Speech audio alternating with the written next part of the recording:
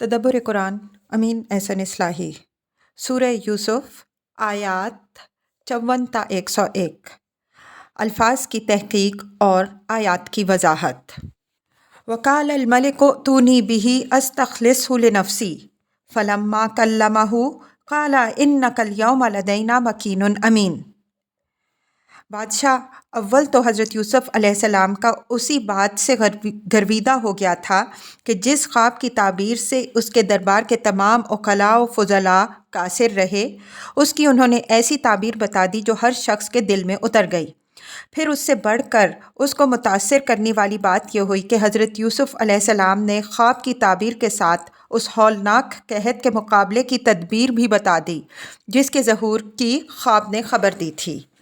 फिर इन दोनों बातों से बढ़कर तीसरी बात यह हुई कि बादशाह ने उनको जेल से रिहा करके अपने पास बुलाना चाहा तो उन्होंने इस पेशकश को कबूल करने से उस वक्त तक के लिए इनकार कर दिया जब तक उन इल्ज़ामात की तहकीक ना हो जाए जिनको बहाना बनाकर उन्हें जेल में डाला गया था। इस तहकीक का नतीजा भी जैसा कि ऊपर की आयत से मालूम हो चुका, हज़रत यूसुफ़ अलैहिस्सलाम के हक़ में निहायत शानदार निकला। इन तीनों में से कोई एक बात भी बादशाह को हज़रत यूसुफ़ अलैहिस्सलाम का गर्विदा बना देने के लिए काफ़ी हो सकती थी, लेकिन जिस शख्स के बाब में ये तीनों बातें इकट्ठी बादशाह के इल्म में आएँ, आखिर वो उसका नादीदा आशिक ना हो जाता तो और क्या करता। चुनाचे उसने फ़ौरन हुक्म दिया कि इनको फ़ौरन मेरे पास लाया जाए, मैं इनको अपना मोतमिद ख़ास बनाऊँगा। शख्सी हुकूमतों में सारे इख्तियारात का मरकज़ बादशाह की ज़ात होती है।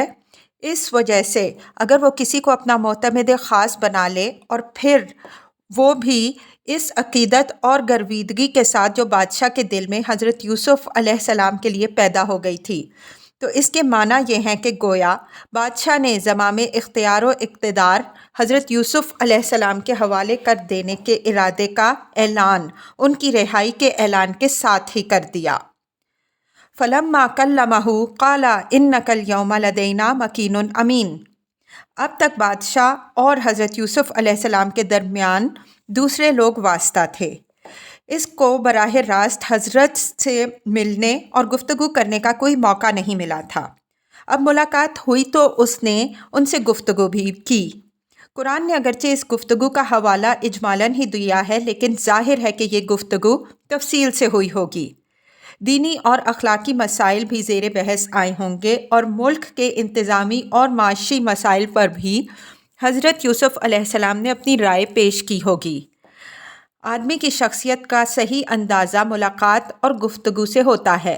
चुनाचे मालूम होता है कि इस मुलाकात और गुफ्तगू ने बादशाह को हज़रत यूसुफ़ अलैहिस्सलाम का मज़ीद गर्विदा बना दिया और उसने उनसे कह दिया कि अब आप हमारी हुकूमत में एक बाइक़्तिदार मोतमिद हैं।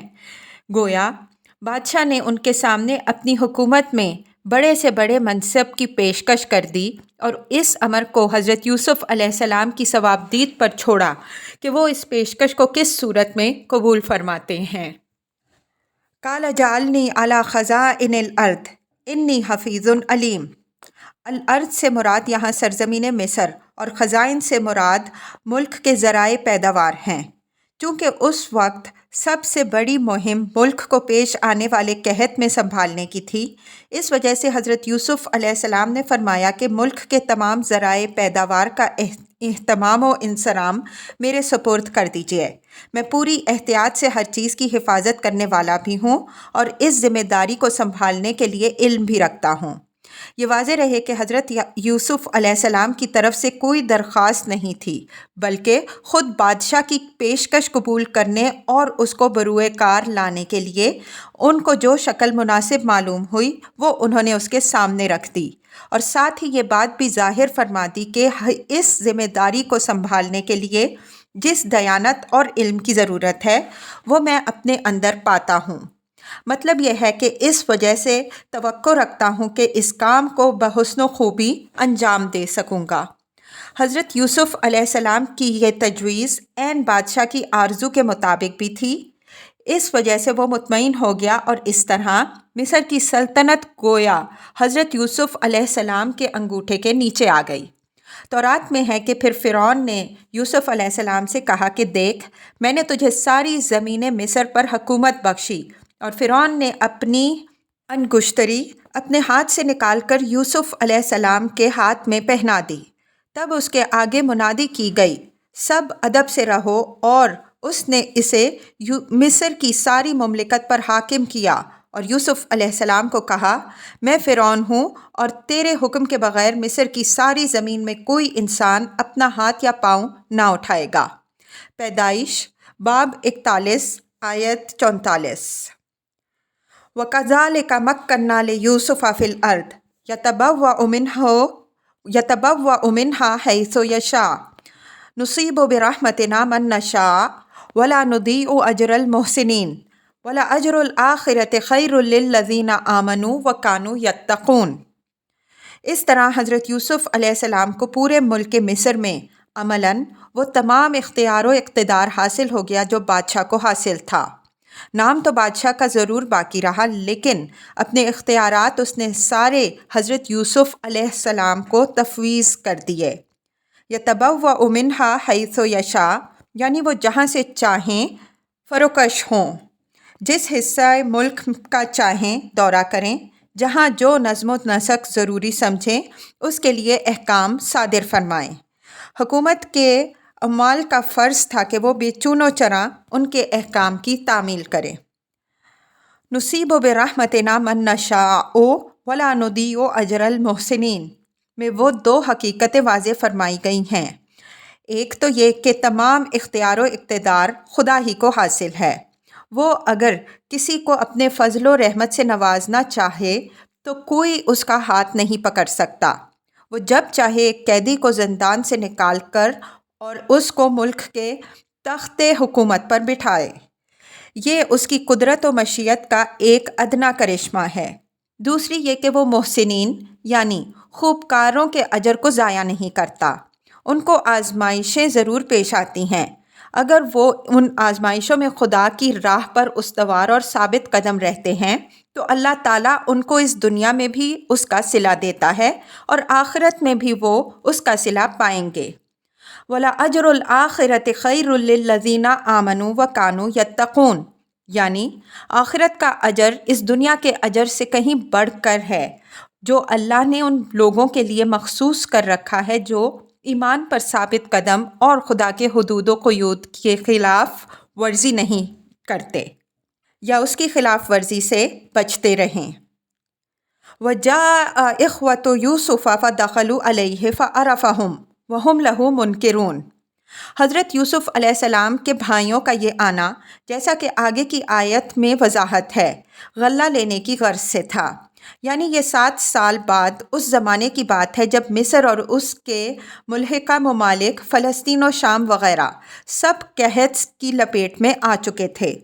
یہ قحط تو مصر میں بھی تھا، لیکن حضرت یوسف علیہ السلام کی پیش بندی اور ان کے حسن انتظام کی بدولت مصر نہ صرف اپنی ضروریات پوری کرنے میں کامیاب رہا، بلکہ وہاں آس پڑوس کے ملکوں سے آنے والے ضرورت مندوں کو بھی ایک معین مقدار میں سرکاری ڈپو سے غلہ خریدنے کی اجازت تھی۔ چنانچہ غلہ ہی حاصل کرنے کی غرض سے حضرت یوسف علیہ السلام کے بھائی مصر آئے، اور معلوم ہوتا ہے کہ بیرونی ہونے کی وجہ سے انہیں خاص اجازت نامہ حاصل کرنے کے لیے حضرت یوسف علیہ السلام کے سامنے بھی حاضر ہونا پڑا۔ اس حاضری کے وقت حضرت یوسف علیہ السلام نے تو ان کو پہچان لیا، لیکن یہ لوگ ان کو نہ پہچان سکے۔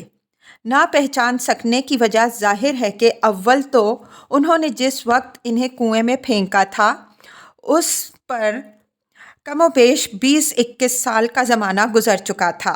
اتنے طویل عرصے میں آدمی کی شکل و صورت بہت کچھ تبدیل ہو جاتی ہے۔ پھر بالفرض چہرے بشر میں انہوں نے کچھ جھلک محسوس کی بھی ہو، جیسا کہ آگے آیت 90 سے اشارہ نکلتا ہے، تو آخر وہ یہ گمان کس طرح کر سکتے تھے کہ جس بھائی کو انہوں نے اندھے کنویں میں ڈال دیا تھا وہ آج مصر کے تخت حکومت پر متمکن ہے۔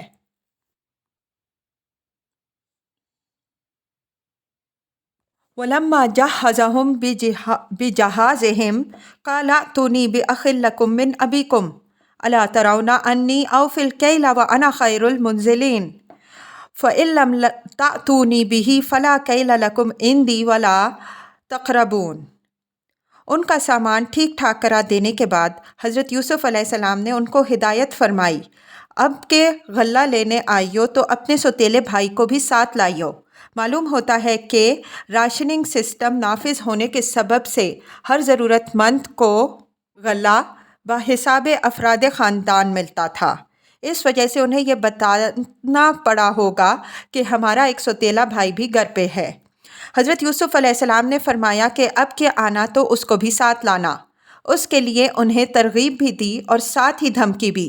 तरगीब, ये देखो कि मैं हर फ़र्द के हिस्से का गल्ला पूरा पूरा देता हूँ। कैल के माना तो पैमाना के हैं, लेकिन जिस तरह ज़र्फ़ बोलकर कभी मज़रूफ़ मुराद लेते हैं, उसी तरह यहाँ मुराद गल्ला है। मतलब यह है कि अपने भाई को लाओगे तो उसके हिस्से का गल्ला का पूरा हिस्सा पाओगे। और ये तजर्बा तो तुम कर ही चुके हो कि मैं आने वालों की नहायत बेहतर तरीके से मेज़बानी करता हूँ। धमकी ये दी कि अगर तुम अपने भाई को ना लाए तो ना तुम्हारे लिए मेरे पास गल्ला है और ना तुम मेरे पास फटकना। कालू सनुराविदु अनहु अबाहु व इन्ना लफ़ाइलून। मुरावदत के माना फैलाने फिसलाने के हैं। उन्होंने कहा कि इसके बारे में हम उसके बाप को राज़ी करने की पूरी कोशिश करेंगे और जहाँ तक अपनी कोशिश का ताल्लुक़ है इसमें कोई कसर ना उठा रखेंगे।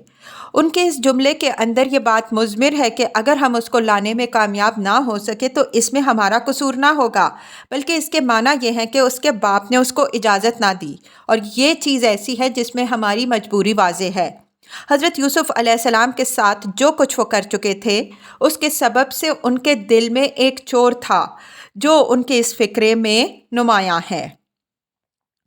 वक़ाल लिफ़ित्यानिहि इजअलू बिदाअतहुम फ़ी रिहालिहिम लअल्लहुम यारिफ़ूनहा इज़ इनक़लबू इला अहलिहिम लअल्लहुम यरजिऊन।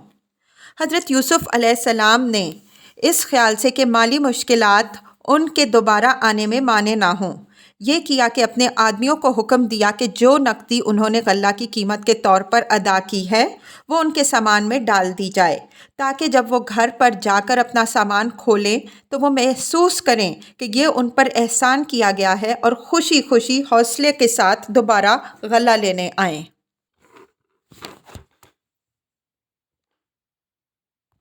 फ़लम्मा रजाऊ इला अबीहिम क़ालू या अबाना मुनिअ मिन्नल कैल फ़अरसिल मअना अख़ाना नक़्तल व इन्ना लहू लहाफ़िज़ून। क़ाला हल आमनकुम अलैहि इल्ला कमा आमनतुकुम अला अख़ीहि मिन क़ब्ल फ़ल्लाहु ख़ैरुन हाफ़िज़ुन व हुवा अरहमुर राहिमीन। जब ये लोग घर पहुँचे तो बाप को सारी रुदाद सुनाई कि आगे को हमको गल्ले से महरूम कर दिया गया है। अब गल्ला हासिल करने की एक ही राह है कि हम अपने साथ अपने भाई बिन्यामीन को भी ले जाएं और अपने आप को सच्चा साबित करें कि हमारा एक 11वां भाई है। तो आप इस मर्तबा बिन्यामीन को हमारे साथ जाने दीजिए ताकि हम सब के हिस्से का गल्ला ले सकें, और हम आपको ये इत्मीनान दिलाते हैं कि हम इसकी पूरी हिफाजत करेंगे। हज़रत याकूब अलैहिस्सलाम ने फरमाया कि बिन्यामीन के मामले में अगर मैं तुम पर एतमाद करता हूँ तो ये एतमाद वैसा ही होगा जैसे इससे पहले यूसुफ़ अलैहिस्सलाम के बारे में तुम पर एतमाद कर चुका हूँ। तो अल्लाह ही बेहतरीन मुहाफ़िज़ और अरहमुर राहिमीन है। हज़रत याकूब अलैहिस्सलाम के आखिरी अल्फाज से ये बात निकलती है कि जहाँ तक तुम्हारे एतमाद का ताल्लुक़ है उसका तजर्बा तो मुझे हो चुका है। अलबत्ता अगर बिन्यामीन को तुम्हारे साथ भेजना ही पड़ा तो मैं ये काम अल्लाह की हिफाजत और रहमत के भरोसे पर करूँगा, तुम्हारे एतमाद पर नहीं करूँगा। वलम्मा फ़तहू मताअहुम वजदू बिदाअतहुम रुद्दत इलैहिम क़ालू या अबाना मा नबग़ी हाज़िही बिदाअतना रुद्दत इलैना व नमीरु अहलना व नहफ़ज़ु अख़ाना व नज़दादु कैला बईर ज़ालिका कैलुन यसीर। जब उन लोगों ने अपना सामान खोला और ये देखा कि जो रकम उन्होंने गल्ले की कीमत के तौर पर अदा की थी वो पूरी की पूरी उनकी गल्ला की बोरियों में मौजूद है, तो वो खुशी से उछल पड़े। बोले कि अब्बा जान अब क्या चाहिए, ये देखिए कि हमारी रकम भी हमको लौटा दी गई है। हम اب ہم جائیں گے، اپنے اہل و عیال کے لیے غلہ لائیں گے، اپنی بھائی کی حفاظت کریں گے اور ایک بار شطر غلہ ہم مزید حاصل کریں گے۔ یہ غلہ جو ہم لائے یہ تو تھوڑا ہے۔ قرآن کی بلاغت کے قربان جائیے کہ اس نے ان کی بات اس طرح نقل کی ہے کہ ان کی خوشی ان کے فکرے سے ابلی پڑی ہے۔ نمیر و اہلنا کا معطوف علیہ یہاں کرینہ کی وضاحت کے سبب سے محذوف ہے، ہم نے ترجمے میں اس کو کھول دیا۔ مارا یمیرو میرن کے معنی اپنے اہل و عیال کے لیے غلہ اور ضرورت کی چیزیں فراہم کرنا ہے۔ مطلب یہ ہے کہ اب رقم واپس مل جانے کے بعد ہماری راہ میں کیا رکاوٹ باقی رہی؟ اب تو ہم ضرور ہی جائیں گے اور اپنے اہل و عیال کے لیے غلہ لائیں گے۔ کیلا بعیر سے یہ بات معلوم ہوتی ہے کہ حضرت یوسف علیہ السلام نے جو راشننگ سسٹم جاری کیا تھا اس میں بیرونی ضرورت مندوں کو ایک بار شتر غلہ حاصل کرنے کی اجازت تھی۔ قال لن ارسلہ معکم حتی تؤتونی موثقا من اللہ لتأتوننی بہ الا ان یحاط بکم فلما اتوہ موثقہم قال اللہ علی ما نقول وکیل۔ حضرت یعقوب علیہ السلام نے فرمایا کہ میں بنیامین کو ہرگز تمہارے ساتھ جانے نہیں دوں گا، اس کو صرف اس صورت میں تمہارے ساتھ جانے کی اجازت دوں گا جب تم اللہ کے نام پر مجھ سے ایک مضبوط عہد کرو کہ اس کو تم ضرور واپس لاؤ گے، الا یہ کہ تم خود کسی آفت میں گھر جاؤ۔ تو جب انہوں نے قسم کھا کر ان سے عہد کیا تو حضرت یعقوب علیہ السلام نے فرمایا کہ ہم جو قول و قرار کر رہے ہیں اس پر اللہ ضامن اور گواہ ہے۔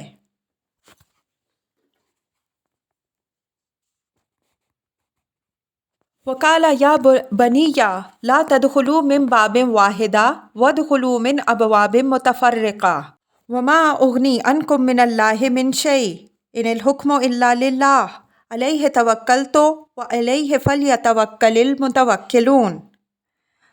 ما اغنی عنکم یعنی میں تمہارے کچھ کام نہیں آ سکتا، تمہیں کچھ نفع نہیں پہنچا سکتا، چونکہ قحط کا زمانہ تھا جس میں چوری، ڈکیتی اور اس نوع کے دوسرے جرائم کے امکانات بہت بڑھ جاتے ہیں۔ اس وجہ سے حضرت یعقوب علیہ السلام نے ان کو رخصت کرتے وقت یہ ہدایت فرمائی کہ شہر میں جب داخل ہونا تو ایک ہی دروازے سے نہ داخل ہونا بلکہ مختلف دروازوں سے داخل ہونا۔ یہ امر یہاں ملحوظ رہے کہ قدیم زمانے میں بیرونی حملوں سے حفاظت کے لیے ہر قابل ذکر شہر کے گرد اگر فصیل اور ہر سمت سے داخل ہونے کے لیے معین دروازے ہوتے تھے۔ حضرت یعقوب علیہ السلام نے یہ ہدایت ممکن ہے اس اندیشے سے فرمائی ہو کہ کہیں یہ لوگ شہر کے شریروں اور غنڈوں کی توجہ کا ہدف نہ بن جائیں۔ ایک ہی وقت میں ایک ہی دروازے سے 11 ذی وجاہت خوش شکل اور باوقار بھائیوں کا اپنے قافلہ سمیت شہر میں داخل ہونا ایک جالب توجہ چیز ہو سکتی ہے، اور اس کا بھی امکان ہے کہ کچھ شریر لوگ ان کے پیچھے لگ جائیں کہ ان کے پاس مال زیادہ ہوگا اور اس طرح طمع میں وہ ان کو نقصان پہنچانے کے درپے ہو جائیں۔ اس ہدایت کے ساتھ ساتھ انہوں نے یہ تنبیہ بھی فرما دی کہ یہ ایک تدبیر ہے جس کو میں اپنی دانست میں بہتر سمجھ کر تمہیں اختیار کرنے کی نصیحت کرتا ہوں۔ اس تدبیر کو ہرگز اس معنی میں نہ لینا کہ یہ تمہیں اس تقدیر سے بچا لے گی جو خدا نے تمہارے لیے رکھی ہے، وہ اپنی جگہ پر اٹل ہے۔ اصلی اختیار خدا ہی کا ہے، میں نے اسی کا بھروسہ کیا اور بھروسہ کرنے والوں کو اسی پر بھروسہ کرنا چاہیے۔ وَلَمَّا دَخَلُوا مِنْ حَيْثُ أَمَرَهُمْ أَبُوهُمْ مَا كَانَ يُغْنِي عَنْهُمْ مِنَ اللَّهِ مِنْ شَيْءٍ إِلَّا حَاجَةً فِي نَفْسِ يَعْقُوبَ قَضَاهَا إِنَّهُ لَذُو عِلْمٍ لِمَا عَلَّمْنَاهُ وَلَكِنَّ أَكْثَرَ النَّاسِ لَا يَعْلَمُونَ۔ اب یہ تدبیر اور تقدیر کے باہمی تعلق کو واضح فرما دیا گیا کہ بیٹوں نے شہر میں داخل ہونے کے باب میں باپ کے مشورے پر جو عمل کیا تو یہ محض حالات کے پیش نظر ایک تدبیر تھی جس کی ضرورت کا احساس باپ کے دل میں پیدا ہوا اور اس نے انہیں اس کے اختیار کرنے کی ہدایت کر دی جو ان کے لیے مفید و بابرکت ثابت ہوئی۔ اس کے یہ معنی ہرگز نہیں ہے کہ اگر ان کی تقدیر میں کوئی آفت آنی لکھی ہوئی ہوتی تو اس تدبیر سے وہ اس سے بھی بچ جاتے، تقدیر بہرحال اٹل ہے، جس کو کسی کی تدبیر نہیں بدل سکتی، لیکن اس کے باوجود انسان کا فرض ہے کہ وہ حالات و مصالح کے مطابق تدابیر اختیار کرے۔ اسی میں اس کے ارادے اور سعی و عمل کا امتحان ہے، اور اسی پر آخرت میں اس کے درجے اور مرتبے کا انحصار۔ اس وجہ سے کسی کے لیے یہ بات جائز نہیں ہے کہ وہ تقدیر کے نام پر اپنے ہاتھ پاؤں توڑ کر بیٹھ رہے، بلکہ ضروری ہے کہ وہ اللہ تعالیٰ کے مقرر کیے ہوئے حدود کے اندر تدابیر اختیار کرے، ان کو بروئے کار لانے کے لیے اپنے امکان بھر جد و جہد کرے، اور ساتھ ہی یہ یقین رکھے کہ ہوگا وہی جو اللہ کی مشیت میں ہے۔ اللہ کے فیصلے کو کوئی بدل نہیں سکتا۔ وَإِنَّهُ لَذُو عِلْمٍ الآیا، یہ حضرت یعقوب علیہ السلام کی تعریف و تحسین ہے کہ وہ تدبیر و تقدیر کے معاملے میں اس علم سے بہرہ مند تھے جو اللہ نے ان کو سکھایا تھا، لیکن اکثر لوگ ان کی حقیقت سے بے خبر ہوتے ہیں۔ وہ یا تو تدبیر ہی کو سب کچھ سمجھ بیٹھتے ہیں، تقدیر ان کے ہاں ایک واہمہ ہے، یا پھر تقدیر و توکل کے نام پر وہ بالکل اپاہج بن کر بیٹھ جاتے ہیں۔ وَلَمَّا دَخَلُوا عَلَى يُوسُفَ آوَى إِلَيْهِ أَخَاهُ قَالَ إِنِّي أَنَا أَخُوكَ فَلَا تَبْتَئِسْ بِمَا كَانُوا يَعْمَلُونَ۔ جب یہ لوگ حضرت یعقوب علیہ السلام کے پاس پہنچے، انہوں نے اپنے بھائی بن یمین کو انتہائی طریقے سے تنہائی میں اپنے پاس بلا کر ان کو آگاہ کر دیا کہ میں تمہارا بھائی یوسف ہوں۔ تو اب تک انہوں نے جو کچھ کیا ہے اس سے دل شکستہ اور آزردہ خاطر نہ ہونا، اب یہ دور گزر چکا۔ قرینہ دلیل ہے کہ اس موقع پر حضرت یوسف علیہ السلام نے بھائی کو اپنی اس تدبیر سے بھی آگاہ فرما دیا ہوگا جو وہ ان کو اپنے پاس روکنے کے لیے اختیار فرمانے والے ہیں، تاکہ آگے جو حالات پیش آنے والے ہیں ان میں وہ مطمئن رہیں۔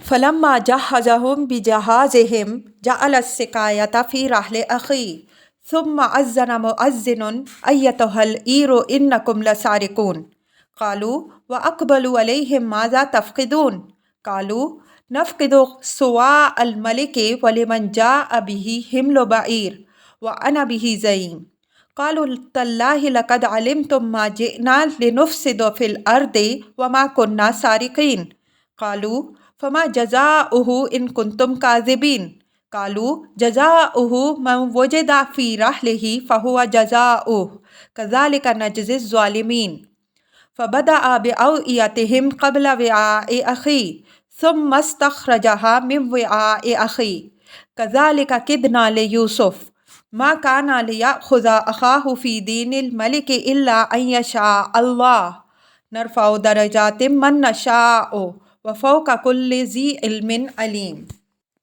جب ان کا سارا سامان ٹھیک ٹھاک کرا دیا تو پانی پینے کا کٹورا جو غلہ ناپنے کے لیے شاہی پیمانے کے طور پر استعمال ہوتا تھا وہ حضرت یوسف علیہ السلام نے اپنے بھائی کے کجاوے میں رکھوا دیا۔ پھر ایک منادی نے پکارا کہ اے قافلے والوں، تم چور ہو۔ وہ جھپٹ کے ان کی طرف مڑے اور پوچھا کہ آپ لوگوں کی کیا چیز کھوئی گئی ہے؟ انہوں نے بتایا کہ شاہی پیمانہ کھویا ہے، تو جو اس کو لائے گا اس کو ایک بار شتر غلہ انعام ملے گا، اور میں اس کا ضامن ہوں۔ انہوں نے قسم کھا کر جواب دیا کہ آپ لوگوں کو اچھی طرح علم ہے کہ ہم اس ملک میں فساد برپا کرنے نہیں آئے اور ہم چوری کرنے والے لوگ نہیں ہیں۔ انہوں نے پوچھا کہ اگر تم لوگ جھوٹے ثابت ہوئے تو اس کی کیا سزا ہے؟ انہوں نے کہا کہ جس کے سامان میں کٹورا ملے وہی اس کے بدلے میں روک لیا جائے، ہم ایسے ظالموں کو یہی سزا دیا کرتے ہیں۔ اس کے بعد حضرت یوسف علیہ السلام نے ان کے سامان کی تلاشی لی، اور تلاشی کا آغاز اپنے بھائی کے تھیلے سے پہلے ان کے تھیلوں سے کیا، اور آخر میں اپنے بھائی کے تھیلے سے پیمانہ کو برآمد کر لیا۔ حضرت یوسف علیہ السلام کی اس تدبیر کی بابت اللہ تعالیٰ کا ارشاد یہ ہے کہ یہ تدبیر یوسف علیہ السلام کے لیے ہم نے کی۔ بادشاہ کے قانون کی روح سے وہ اپنے بھائی کو روکنے کے مجاز نہ تھے، الا یہ کہ اللہ چاہے۔ فرمایا کہ ہم ہی جس کے چاہیں درجے پر درجے بلند کرتے ہیں، اور ہر صاحب علم سے بڑھ کر ایک علم والا ہے۔ مذکورہ بالا آیات کا یہ خلاصہ مطلب ہے جو ہم نے اپنے الفاظ میں بیان کر دیا۔ اب ہم ایک ترتیب کے ساتھ چند اصولی باتیں عرض کریں گے تاکہ حضرت یوسف علیہ السلام کے اس طرز عمل سے متعلق جو شبہات ذہن میں پیدا ہوتے ہیں وہ صاف ہو جائیں۔ نمبر 1، پہلی بات یہ ہے کہ حضرت یوسف علیہ السلام ابھی اس مرحلے میں اپنے آپ کو اپنے بھائیوں پر ظاہر کرنا نہیں چاہتے تھے، بلکہ ان کو اچھی طرح ٹٹول کر دیکھنا چاہتے تھے کہ اتنا بڑا ظلم کر گزرنے کے بعد جو انہوں نے ان کے ساتھ کیا، ان کے باطل میں کوئی تبدیلی ہوئی ہے یا ابھی ان کے سوچنے کا انداز وہی ہے جو پہلے تھا۔ نمبر 2، دوسری بات یہ ہے کہ حضرت یوسف علیہ السلام اپنے بھائی بنیامین کو پا جانے کے بعد اب کسی قیمت پر یہ خطرہ مول لینے کے لیے تیار نہ تھے کہ اس کو ان ظالم لوگوں کے حوالے کریں۔ انہوں نے خیال فرمایا ہوگا کہ لانے کو تو وہ اس طمع میں ان کو لے آئے کہ ان کو معلوم تھا کہ اس کے بغیر ان کو غلہ ملنے کا کوئی امکان نہیں، لیکن اب واپسی میں ایسے لوگوں سے کیا بعید ہے کہ اس طرح کا کوئی اقدام اس کے ساتھ بھی کر گزریں جس طرح کا اقدام وہ خود ان کے ساتھ کر چکے ہیں۔ آخر حسد وہ جذبہ ہے جو ان کے پہلے اقدام کا محرک ہوا، وہ تو اس بھائی کے معاملے میں بھی موجود ہے۔ نمبر 3، تیسری بات یہ ہے کہ ان کو بہرحال ملک کے قانون کا رکھ رکھاؤ مد نظر تھا۔ اس میں شبہ نہیں کہ بادشاہ کی غیر معمولی عقیدت کی وجہ سے حضرت یوسف علیہ السلام کو، جیسا کہ پیچھے گزر چکا ہے، ہر قسم کے اختیارات حاصل تھے، لیکن ان کے شایان شان بات یہی تھی کہ وہ جو قدم بھی اٹھائیں وہ قانون ملک کے مطابق ہو، بالخصوص جب کہ وہ قانون مبنی بر عدل بھی ہو۔ نمبر 4، چوتھی بات یہ کہ ان گوناگوں حالات سے عہدہ برا ہونے کے لیے اگر کوئی طریقہ کارگر ہوگا تو توریہ کا طریقہ ہی ہو سکتا ہے۔ توریہ اگر کسی باطل مقصد کے لیے ہو اور اس میں جھوٹ کی بھی ملاوٹ ہو تو وہ توریہ بلا شبہ حرام ہے، لیکن اگر یہ کسی مقصد حق کے لیے ہو اور اس میں جھوٹ اور فریب کی آمیزش نہ ہو تو اس توریہ میں نہ صرف یہ کہ کوئی خرابی نہیں بلکہ بسا اوقات اس کا اختیار کرنا بالخصوص دشمن کے مقابلے میں مصلحت حق کی خاطر ضروری ہو جاتا ہے۔ اس کی بعض نہایت لطیف اور پاکیزہ مثالیں ہمارے نبی کریم صلی اللہ علیہ وسلم کی زندگی میں بھی ملتی ہیں۔ اس قسم کے توریے میں جو بات کہی یا کی جاتی ہے وہ بجائے خود سچی اور صحیح ہوتی ہے، لیکن اس کے کہنے یا کرنے کا انداز ایسا ہوتا ہے کہ مخاطب اس سے مغالطے میں پڑ جاتا ہے۔ نمبر 5، حضرت یوسف علیہ السلام نے بھائی کے تھیلے میں پیمانہ رکھ کر ایک منادی سے یہ اعلان کروا دیا کہ اے قافلے والوں تم چور ہو، تو منادی نے یہ اعلان حضرت یوسف علیہ السلام کی حکم کی تعمیل میں کیا، اور حضرت یوسف علیہ السلام نے یہ اعلان کراتے ہوئے جو بات پیش نظر رکھی وہ یہ نہیں تھی کہ اہل قافلہ نے شاہی پیمانہ چرایا ہے، بلکہ انہوں نے خود اپنے واقعے کو مد نظر رکھا کہ ان کو سیر و تفریح کے بہانے سے گھر سے لائے اور ایک کنویں میں پھینک کر شام کو جب گھر واپس ہوئے تو بوڑھے باپ کو یہ باور کرانے کی کوشش کی کہ یوسف علیہ السلام کو بھیڑیا کھا گیا۔ چنانچہ دیکھ لیجئے کہ منادی کے الفاظ یہ نہیں کہ اے قافلے والوں تم نے شاہی پیمانہ چرایا ہے، بلکہ اس کے الفاظ یہ ہیں کہ اے قافلے والوں تم چور ہو۔ ظاہر ہے کہ یہ بات بجائے خود بالکل صحیح تھی، البتہ اس سے موقع پر یہ مغالطہ ضرور پیدا ہو سکتا تھا کہ کسی خاص چیز کی چوری کو اس اعلان کی وجہ قرار دے۔ نمبر 6، اس اعلان کے ساتھ ہی معلوم ہوتا ہے کہ حضرت یوسف علیہ السلام کے سارے عملہ میں یہ بات پھیل گئی کہ شاہی پیمانہ گم ہے۔ یہ شاہی پیمانہ چونکہ پہلے پانی پینے کا شاہی کٹورا تھا، اس وجہ سے لازماً قیمتی رہا ہوگا، اس وجہ سے اس کا چرایا جانا بعید از قیاس نہیں سمجھا جا سکتا۔ ہو سکتا ہے کہ کسی پہلو سے خود یوسف علیہ السلام نے اس موقع پر شاہی پیمانے کا ذکر چھیڑا ہو اور ان کے عملے نے از خود رائے قائم کر لی ہو کہ قافلہ والوں پر جس چوری کا الزام ہے وہ شاہی پیمانہ کی چوری ہے۔ نمبر 7، جب اہل قافلہ نے مڑ کر حضرت یوسف علیہ السلام کے آدمیوں سے پوچھا کہ آپ لوگوں کی کیا چیز کھوئی گئی ہے، تو انہوں نے اپنے علم کے مطابق یہ جواب دیا کہ ہمارا شاہی پیمانہ کھویا گیا ہے، اور ساتھ ہی ان میں سے ایک نے یہ بھی کہا کہ جو شخص پیمانہ لائے گا اس کو ایک بار شتر غلہ انعام ملے گا، اور میں اس کا ضامن بنتا ہوں۔ یہ آخری بات ظاہر ہے کہ حضرت یوسف علیہ السلام کے ایما پر کہی گئی ہوگی، اور اغلب ہے کہ یہ بات اسی آدمی نے کہی ہو جس نے یہ منادی کی تھی کہ اے قافلہ والوں تم چور ہو۔ نمبر 8، قافلہ والوں نے پہلے تو قسم کھا کر اپنی صفائی پیش کی کہ ہم اس ملک میں فساد برپا کرنے نہیں آئے تھے اور نہ ہم چوری کرنے والے لوگ ہیں۔ پھر جب ان سے سوال ہوا کہ اگر تم جھوٹے ثابت ہو تو چور کی کیا سزا، انہوں نے تھوڑے سے تردد کے ساتھ یہ جواب دیا کہ جس کے کجاوے سے چیز نکلے وہی اس کے بدلے میں پکڑا جائے۔ ہم ایسے ظالموں کے ساتھ یہی معاملہ کرتے ہیں۔ نمبر 9، اس کے بعد حضرت یوسف علیہ السلام نے خود تلاشی لی، اور تلاشی کا آغاز بن یمین کے بجائے دوسروں سے کیا تاکہ ان کو کوئی شبہ نہ ہو، اور آخر میں بن یمین کے تھیلے سے شاہی پیمانہ برآمد کر لیا۔